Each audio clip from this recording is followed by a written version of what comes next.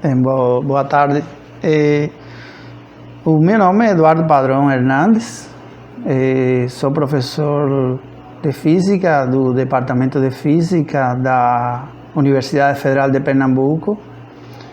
E, bem, se a gente começa a falar sobre a minha formação acadêmica, desde o início, eu posso dizer que eu nasci em Cuba, no interior de Cuba, só para você entender. Cuba é uma ilha que fica no Caribe e tem a mesma extensão territorial aproximada de Pernambuco. Eu nasci no centro da ilha, vamos dizer como se fosse Afogado da Engazeira, né? Pois bem, quando eu era criança, eu vivia em um lugar de mata, não? A minha família é camponesa, não? E eu nasci em 1973. Então, nessa época, havia um incentivo muito grande para a educação, e qualquer pessoa que gostasse de alguma linha de estudo para estudar, podia fazer de acordo com a vocação e tal. Então eu fui me interessando no céu noturno de onde eu morava. A gente tinha acesso a muitas estrelas, até cometas eu conseguia algumas vezes visualizar a olho nu. E tudo isso levantou a minha curiosidade de criança, né? Logo depois, a minha família foi morar em uma cidade próxima dali, uns 30, 40 quilômetros, e aí eu comecei os meus estudos. O meu estudo pré-escolar, antes do primeiro grau, a primeira série, eu tive uma maestra muito importante na minha vida, a maestra Dulce. Ela era uma senhora muito culta, tocava muito bem o piano, fazia muitos cursos de pintura, de artes plásticas com a gente, e tudo isso foi me motivando. Quando cheguei na primeira série, eu tive uma maestra muito boa chamada Angélica, e a Angélica me incentivou a outros assuntos acadêmicos, e assim foi crescendo minha vida profissional. Logo depois a gente voltou a morar na roça onde eu morava originalmente, e ali fui para uma escola rural, e mesmo sendo na escola rural tinha muitos bons professores. Tinha a minha maestra Daisy, tinha depois um maestro, vários maestros que sabiam música, muitas coisas interessantes. Então a curiosidade ia tomando conta de mim. E o meu pai, apesar de ser um camponês, ele tinha estudo, ele gostava muito de falar de ciência e de coisas. Meu pai, eu me lembro que ele tinha uma brincadeira comigo de falar a tabela periódica dos elementos de cabeça, não? De memória. Então, todas essas coisas levantaram meu ânimo por conhecer. Eu lembro que na minha casa tinha um livro de geografia física, e nesse livro havia muitas informações que iam desde os planetas do sistema solar, falava em galáxias, falava a estrutura da Terra, falava em geologia. E eu me lembro que a primeira coisa que eu queria estudar era a geologia, arqueologia. Eu queria saber todas essas coisas do passado. E próximo da minha casa havia uma região de pedras, de rochas, e tinha restos de fósseis marinhos. E eu perguntava ao meu pai, como é que tem essas coisas que são do mar, se a gente está aqui na Terra e o mar fica distante daqui? Aí ele me explicou todas essas coisas. Aí eu comecei a me entusiasmar por estudar. Depois me interessei pela música, talvez pela influência da minha maestra lá no pré-escolar. E foi um aglomerado de coisas na minha curiosidade, até que o tempo foi passando, e eu me lembro que na oitava série eu conheci uma coisa nova, que era a língua russa. A gente tinha aula de língua russa. E eu me comecei a interessar, eu queria estudar língua e literatura russa, eu me lembro. Passaram 4 anos e o muro de Berlim caiu, o campo socialista caiu e o mundo foi mudando. E nesse tempo eu fui estudar, só que eu tinha na minha cabeça para estudar muitas coisas. Matemática, língua e literatura russa e outras coisas. A língua e literatura russa já deixou de ser uma opção porque já não tinha mais como ir para lá. Mas eu gostava de matemática, eu gostava de astronomia, eu gostava de um monte de coisa. E me lembro que quando chegou a hora de decidir, eu decidi por estudar física, porque eu entendia que na física eu tinha os elementos fundamentais para descrever muitas coisas. Foi o que passou pela minha cabeça. Inclusive porque havia um link muito forte da física com a filosofia, que era uma coisa que batia na minha cabeça sempre. De onde que a gente veio, por que a gente está aqui. Todas essas perguntas que a gente sempre se faz. Depois fui estudar física na Universidade de Oriente, que fica no extremo da ilha. Imagine Bodocó. Pronto, eu estudei em uma região que era do outro extremo da ilha, 500 quilômetros de onde eu morava. E lá tinha moradia, tinha as facilidades que eram dadas para os estudantes. A gente recebia uma bolsa, mas foi um tempo muito difícil de crise econômica, por conta daquele problema do campo socialista e tal. Então, foi passando o tempo, eu terminei a minha carreira de física em 1996, o que se chama aqui bacharelado em física. E lembro que daí eu fui trabalhar. Fui trabalhar numa escola de formação de professores de física, lá na cidade onde eu morava. Quer dizer, próximo da cidade onde eu morava, lá em Afogados da Ingazeira, lá no centro de Cuba, chamada Ciego de Ávila, a província. E eu me lembro que então a gente começou a trabalhar, só que eu queria estudar algumas coisas mais e algumas coisas me diziam que eu precisava fazer um mestrado, um doutorado. E passou o tempo e encontrei um colega, uma noite, e ele me disse que viria fazer doutorado em física aqui no Brasil. E aí eu disse, me fala mais sobre isso. Então eu decidi ir atrás das informações e vi que aqui tinha curso de física e tinha um curso de ciência de materiais que estava começando. Aí eu vim fazer o curso de ciência de materiais do mestrado e vim trabalhar no grupo de magnetismo do departamento de física da UFPE. O meu orientador foi o professor Sérgio Rezende e o professor Antônio Azevedo, o professor Fernando Machado, todos contribuíram com a minha formação no grupo de magnetismo. Depois fui fazer o doutorado em física na mesma Universidade Federal de Pernambuco e terminei em 2009. De lá para cá, um ano depois, houve o concurso e nesse concurso, então, eu passei para fazer as minhas atividades como professor de física e até lá, desde 2010 até hoje, eu estou atuando nesse departamento. A minha área de pesquisa, como eu disse, eu comecei trabalhando com o professor Sérgio Rezende na área de magnetismo, porque já eu vinha trabalhando nessa área desde que eu estava em iniciação científica lá em Cuba, em 1998. Eu comecei iniciação científica com magnetismo e materiais magnéticos e sempre trabalhei com essa área. Continuei aqui. E, como eu disse, tive a sorte de trabalhar num grupo muito bom, tendo pessoas bem preparadas. E até hoje trabalho então com nanoestruturas magnéticas. A gente faz dentro do meu grupo, dentro do meu laboratório, a gente fabrica nanoestruturas magnéticas que têm diferentes geometrias, formatos alongados, formatos circulares, de esferas, que podem ser esferas ocas. E a gente faz filmes finos, camadas finas, E todas essas coisas a gente prepara para estudar propriedades específicas dessas geometrias.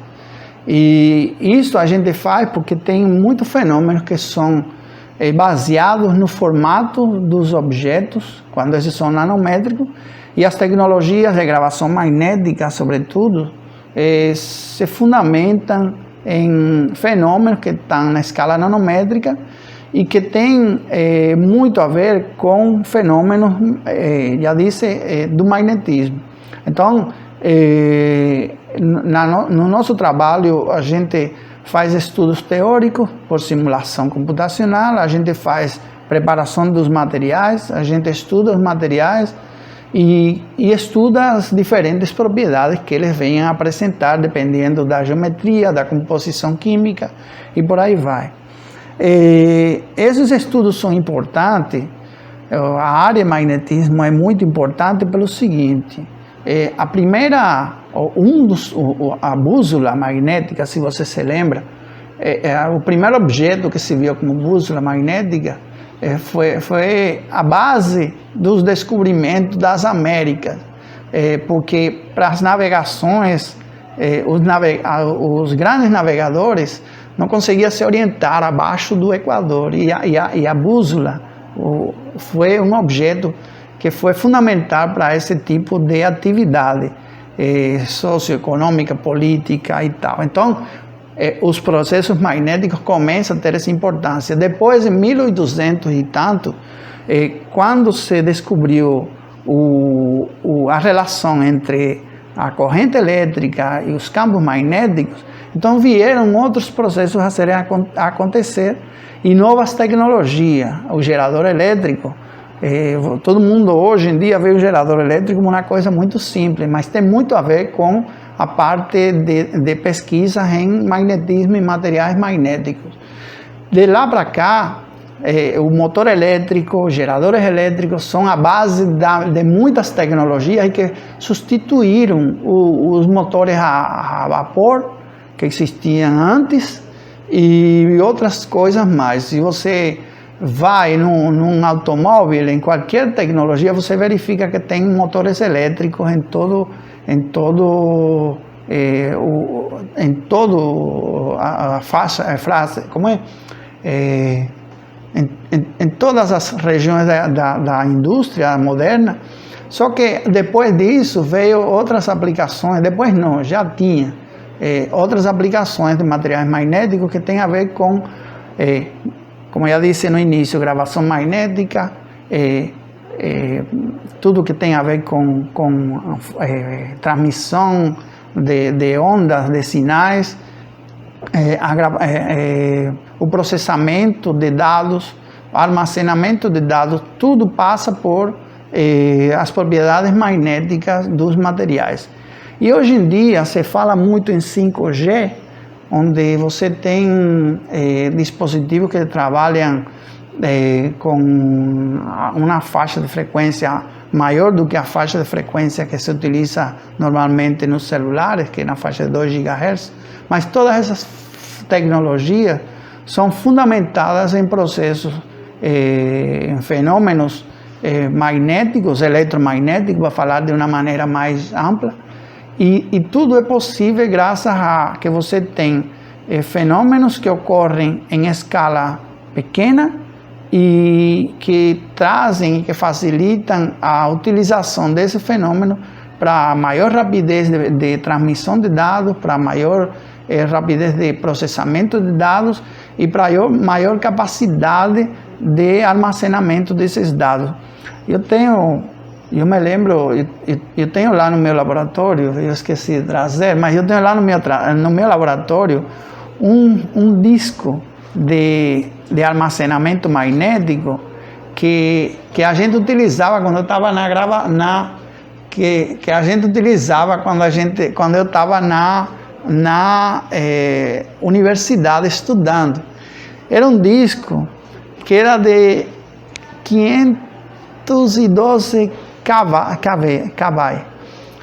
Depois vieram um disco de gravação magnética que eram de 1,4 megabyte.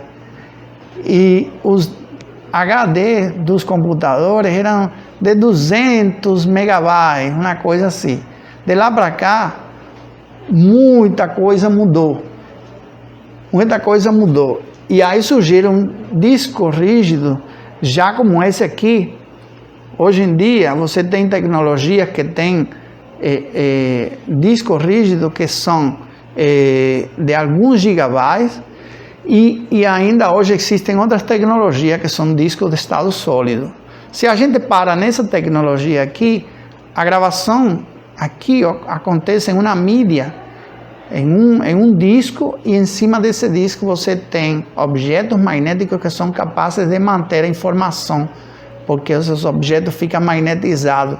Esses objetos são muito pequenos para poder caber muita informação num disco.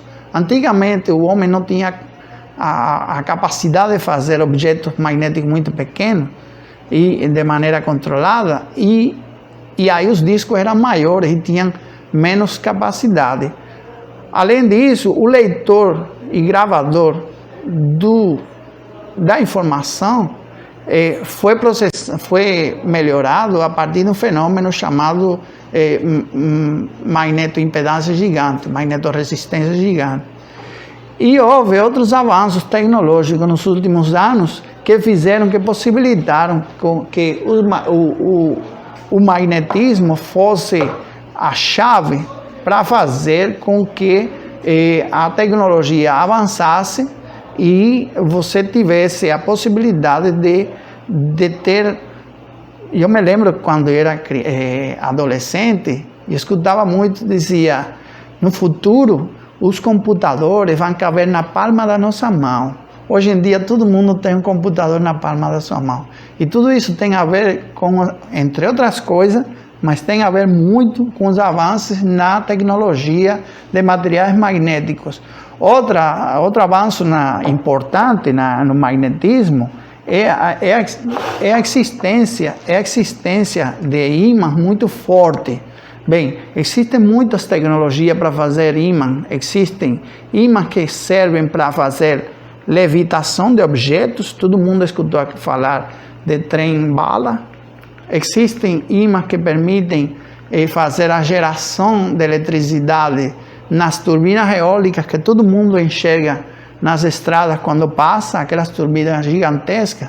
Ali tem ímãs permanentes, e tem uns sistemas de bobinas que passam próximo desses ímãs e se induz uma corrente elétrica que depois é armazenada em algum lugar.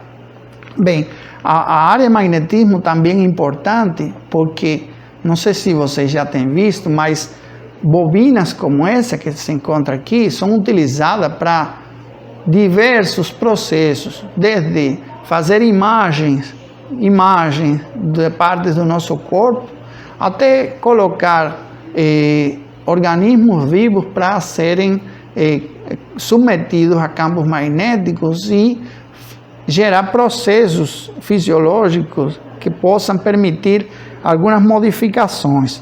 Ou seja, o magnetismo se encontra presente na gravação, nas tecnologias, se encontra na tecnologia do transporte, você pode encontrar na geração de energia, na medicina você pode encontrar o magnetismo em todas as áreas que você pode imaginar. E tem sido uma peça fundamental para o estudo, para os avanços tecnológicos na vida moderna. E eu espero que daqui a alguns anos, graças ao magnetismo e a outras áreas também, a gente não pode dizer que o magnetismo é o centro do universo, não, mas os fenômenos magnéticos são extremamente importantes e eles facilitam muitas coisas que o homem está descobrindo a cada vez mais, e com certeza, se eu tivesse que começar de novo, a estudar tudo de novo, eu começaria estudando de novo, mas com mais força, os fenômenos magnéticos da natureza, porque eles têm grande relevância, grande importância, e com certeza os exemplos que eu coloquei aqui são muito simples, eu diria, muito abertos, mas você pode procurar, você pode encontrar muitas coisas nesse tipo de área da ciência e da tecnologia. Então, eu agradeço muito esse convite e aproveitem qualquer coisa. Eu sempre estarei disponível ali no departamento de física. Todos os dias estamos ali e qualquer pessoa pode procurar e a gente conversar e a gente vai receber com muita satisfação. Então, muito obrigado.